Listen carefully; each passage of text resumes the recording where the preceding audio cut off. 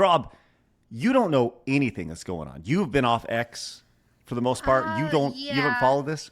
I mean, I followed, like, Revs did a few streams about it, and so I have, like, listened in on those. Mostly, though, I just know about the oranges still, and that's about it. We That's still don't know what they're for. we still are Nobody not sure. nobody will ever know. Nobody will ever know. And I Well, knew last about night, that creepy video or the stream he did where he was like approaching, or like, not approaching women, but pointing out the women like with their kids. The And Renaissance Yes. Fair. that was gross. and did you see he got banned from the Renaissance Fair for that? Yeah. That's what Rob was Yes. saying. Well, the creepiness of it doesn't stop there. As last night, Camelot 331 had Sydney Watson on his live stream. And Sydney is a friend. We've shared DMs fairly frequently, just full disclosure. And Sydney is also a former co-host of The Quartering and former business partner on previous ventures. And I'll tell you what, it was fascinating to listen to her. Now, the temperament of this discussion was, you could tell Sydney was stressed as she was pacing and clearly wants nothing to do with drama over here, but was fed up with lies being repeated about her in public. And she came off to me very honest and self-reflective, and honestly fairly credible. And it was a very damaging confirmation of the financial abuse and honestly a creepy pattern people have accused the Quartering of. And to me at this point, this is a situation where we are talking about this pre-show. This all could have been done a long time ago. This has shifted from, once again, the flagging of a channel, the stealing of people's content, both major no-nos when it comes to creating things online. But now this is a point to me where I'm fascinated. While those two things are horrible and should absolutely be the heart of this discussion, this is a great example of the internet being undefeated. How this just continues to go and people will continue to find until you just come to the forefront of this. But did Rev Straub, did you see any of this conversation with Sydney and Cam last night? I just saw some like highlights. I didn't see the full thing, but it looks pretty bad from what I've seen. So let me just kind of give you some talking points here, some TLDR core points that Sydney made, right? Number one, Sydney has a tea company. She went into business with Jeremy to handle fulfillment. Jeremy said he would charge her $2.50 per box, and ultimately he charged her $2.50 per item in the box. So what that means is instead of charging, that's to fulfill the box, put the items in the box, get them out the door, right?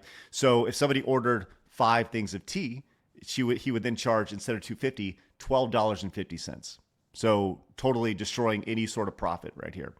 They also went into business with a website called Publica, and Jeremy apparently repeatedly claimed that Sydney owed him $250,000, or that she pocketed $250,000, to which that was like the big thing why Sydney wanted to come in and address. She's like, I have no idea where this was coming from. They also talked about his alcoholism, and he would frequently call her like late at night, and he'd say like wild sexual things and then deny it like the next day, to the point to where she had to start recording the phone calls. And once again, this is a business partner that's calling and making like these really like weird suggestive things. Married man too. Right. Creepy sexual behavior. Apparently she says that he hit on her very early on, once again, despite him being married, and that he wanted to fight a guy for her. That's what she said, the way he described it. Fight a guy for her after they were out actually in Dallas at a bar or something. He was talking about how he wants to fight this guy and bow up. And, he also apparently threatened to sue her and leak private DMs, and where she vented to him and things like that. And she more or less felt that it was like kind of a nice guy mask, and that mask has just blatantly been thrown off horribly, and everyone kind of sees the true colors here. So The alcohol side of it, when she went into business with him, she's like, you need to get cleaned up. That obviously didn't happen. And, the big thing here, going back to what you said, Straub, about the Renaissance Fair thing, this appears to be a pattern, not a glitch. It's a feature when it comes to him. She called him a liar, a predator, speaking of creeping on women at the Ren Fair, that who is not tethered in reality, and someone who burns every bridge.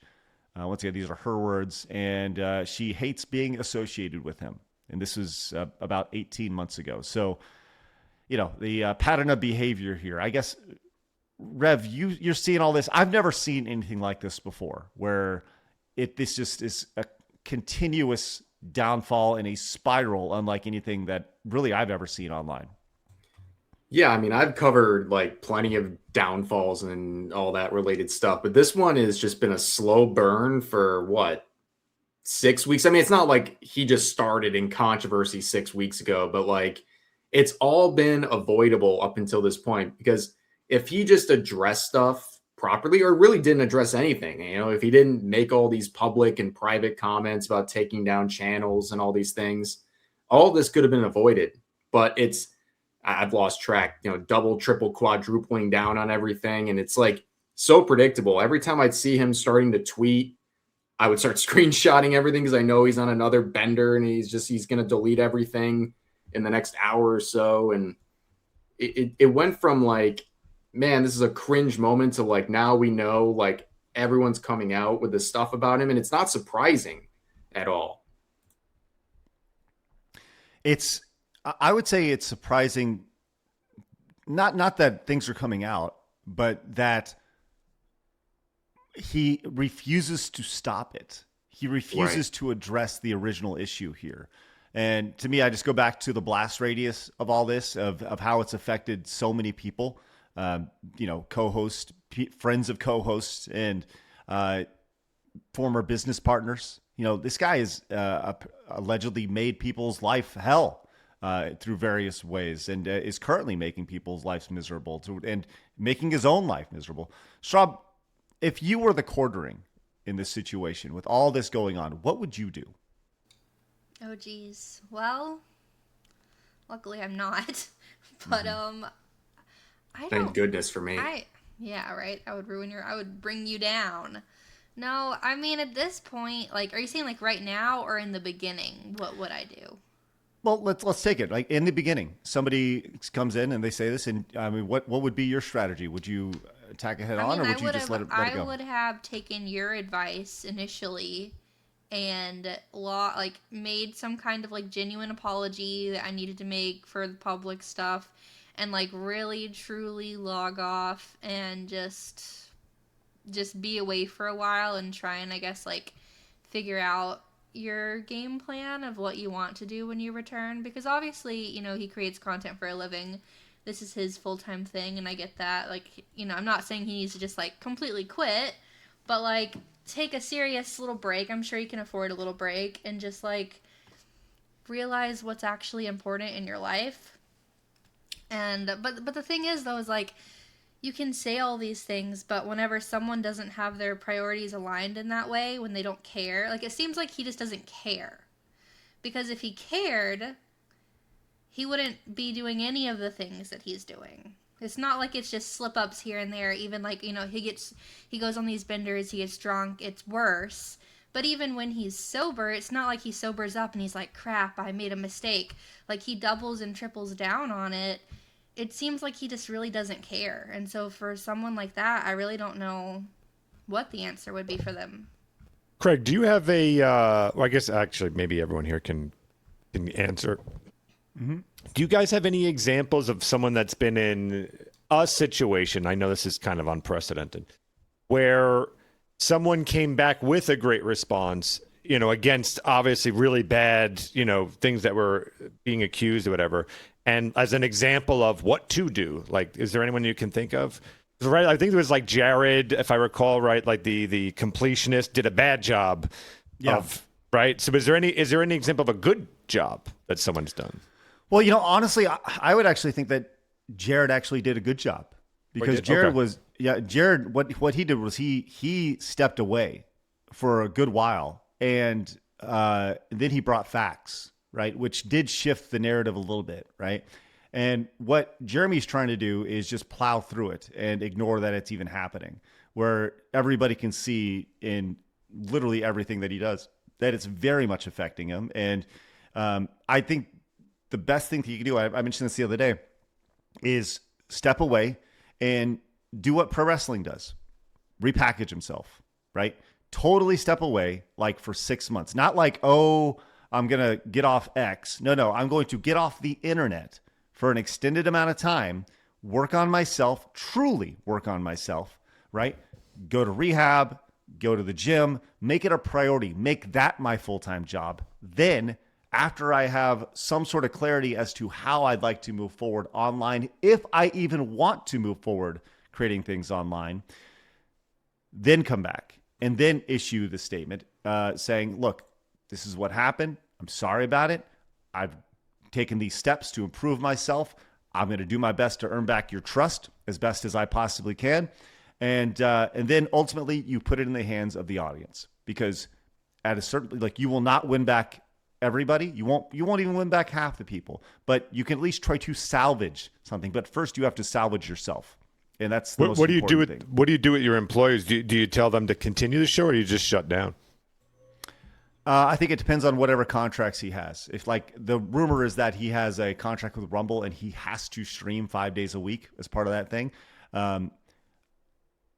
I would honor that contract as best I possibly can until that contract is up, or offer to get out of it early, pay whatever I need to, because at this point, it's hurt. Like, there's damage being done, not just to the business side of it, but him on a personal level and as a person. So what's more valuable, right? The X amount of dollars you're going to make that month by doing something that you don't want to do, or by bettering your mind, body, spirit, soul, and everything else that goes along with it, and totally clearing yourself. So the solution seems to me very simple. And honestly, I think he should go. Here's the thing that I don't think I've seen suggested, but I'm sure somebody said this. He should go on Kino Casino. He should go on Kino Casino, and he should take the ass kicking that he would get and take it like a fucking man. And he should be as transparent as he possibly can, and which is 100% transparent. And he should let them do what they do, and he should take it and sit there and answer the questions as best he can. I mean, that to me is how you get past this.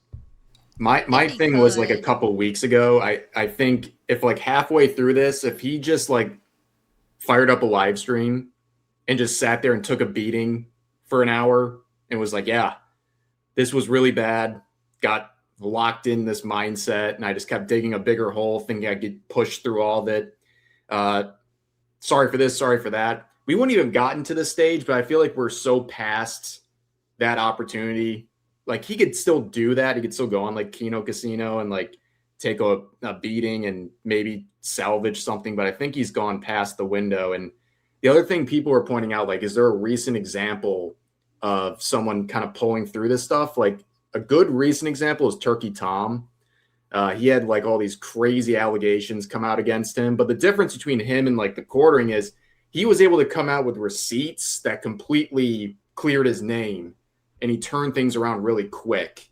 So I don't know in this scenario, like, if the quartering can even pull out any receipt. Like, what is he going to disprove at this point? It's more like it's been done, and now he needs to just, like, apologize. I don't know. I just don't know if he could handle going on a thing like Kino. Like, I get what you're saying, like, if he could, but I just don't feel like, I feel like if he was to try and put himself in that position, it would make things worse for him based on how he's been acting. Like, I don't think he could sit there and take it for that. I think he would, like, have a spurg out live and, like, make things even worse somehow. You're probably right, because it comes down to ego, right? We've talked about this, the idea of an insecure narcissist, and when they feel attacked, they lash out, right? You know, Straub, I actually have a really interesting question for you. This is something that we've seen. One of the things that Sydney mentioned on the stream last night is the idea that he has recently turned his life. Once Charlie Kirk was assassinated, he said he turned his life and he became a Christian, right? She feels like the timing of his public Christian turn was suspicious, and he uses his faith or Christianity only as a shield or when he's under fire, right? How do you feel about that? Because I feel like we do see that quite frequently when it comes to, people who are centrist or right wing or Christian, where they use their faith as a shield, if you would, but only when it's convenient. Right. I mean, for me, it's kind of complicated in my personal opinion, because I'm never going to be the person that says, like, oh, you don't really believe in God just because someone doesn't seem like perfect. And, we all know he's far from perfect. But at the same time, like speaking from someone who is a Christian, like, the Bible does say, like, you'll know them by their fruit. Like, people should get better. It doesn't mean that they're going to be perfect, but, like, if someone's constantly using it, especially using it in a way, like, to justify certain behaviors that are clearly not acceptable, I mean, obviously, I think that's bad, and I think that it's disgusting, honestly. But I'm not going to sit here and presume to know, like, what he really believes or whatever. Like, maybe he did have a moment where he, like, was like, oh, maybe God is real. I don't know. But he's definitely not doing a good job of being Christ-like. Well, it makes me think of the whole Renaissance fair thing, because that happened years ago and just resurfaced now. And if he was being true to what he's trying to say here, he could look back at something like that and be like, yeah, you know what? Looking back at that, that was pretty. I mean, at the very least, just say that was cringe, But he doubled down hard on that and was like, yeah, I regret nothing. That you guys are being pro clutchers over this. Yeah, like, that's gross. No. Like, there are things like that are, like, because there are certain things, right, like, with religion that are more, like, gray areas for a lot of people where you really just don't know, but there are certain things that are very clear that, like, if you're going to say you're a Christian, like, because, like, obviously, if someone's not a Christian, I'm not going to hold them to the same standards that I would hold someone who says they're a Christian. But if you say you're a Christian and you're doing something that is very, very, very clearly, like, everyone knows that's not acceptable, and you're going to double and triple down on it and not apologize, there's something wrong there. Well, I'll tell you, I wish I could say, I mean, I thought yesterday that this was kind of wrapping up, and then Camelot had Sydney on, and it just honestly got exponentially worse. And I don't know how often we're going to talk about this. I just know this is easily one of the most interesting sagas I've seen when it comes to any sort of content creation online. And honestly, there's one person who can start it and one person who can end it, and he refuses to end it, which is just probably the most fascinating thing about this whole thing. So